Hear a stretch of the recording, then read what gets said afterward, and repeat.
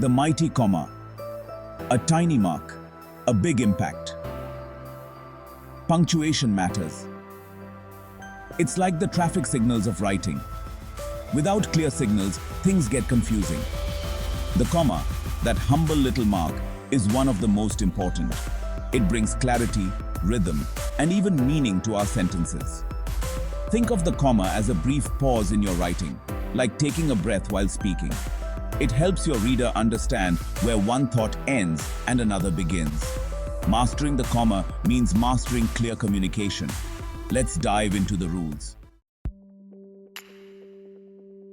Taming the list. Commas in a series. One of the easiest uses for a comma is in a list. Imagine you're at the grocery store. Your list reads milk, eggs, bread, and cheese. See those commas? They separate each item in your list, making it clear what you need. This works for any list, whether it's groceries, activities, or even adjectives describing something. For example, the cat was fluffy, lazy, and very hungry.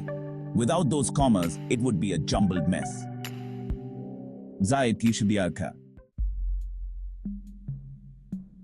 Clause connection. Joining ideas clearly. Understanding how to connect clauses is essential for clear and effective writing. Clauses are like mini sentences within a larger sentence. They can stand alone or be part of a bigger idea. They have a subject and a verb expressing a complete thought. This makes them the building blocks of our sentences. Commas can help us link these clauses smoothly. They act as bridges, ensuring our ideas flow seamlessly. One common use is with conjunctions like and, but, or yet, and so. These words help us show relationships between ideas. When you use a conjunction to connect two independent clauses that can stand alone as sentences, you need a comma before the conjunction. This comma indicates a pause and clarifies the connection. For instance, the sun was shining, but the air was chilly. Here, the comma before but helps the reader understand the contrast. That comma after shining signals a slight pause before the contrasting thought.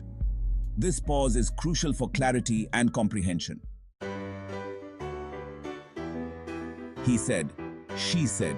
Commas in direct speech. Ever noticed how commas frame the words of a speaker in a story? That's another key job they do. When we use direct speech, commas separate those spoken words from the rest of the sentence. For example, I'm going to the park, she announced, and I'm bringing snacks. Notice the comma after announced and before the closing quotation mark. These commas act like invisible microphones, letting us hear the speaker clearly. Dates, places, and commas. Keeping things organized. In our daily lives, staying organized is crucial, and commas play a significant role in this process. Commas love to bring order to information, especially with dates and addresses. They act as tiny traffic controllers, ensuring everything is in its proper place. When writing a date, a comma separates the day and the year. This small punctuation mark helps to clearly distinguish between different parts of the date. For example, July 4th, 1776 is a significant date in American history. Without the comma, the date could be confusing or misinterpreted. Similarly, commas separate the city from the state and the state from the zip code in an address. This ensures that each part of the address is clear and distinct. For example, the letter was addressed to 123 Main Street, Anytown, CA 54321. Each comma helps to break down the address into manageable parts. These commas act like dividers, making the information easy to read and understand. They ensure that our communication is precise and our documents are well organized. Comma chaos, common errors, and how to fix them.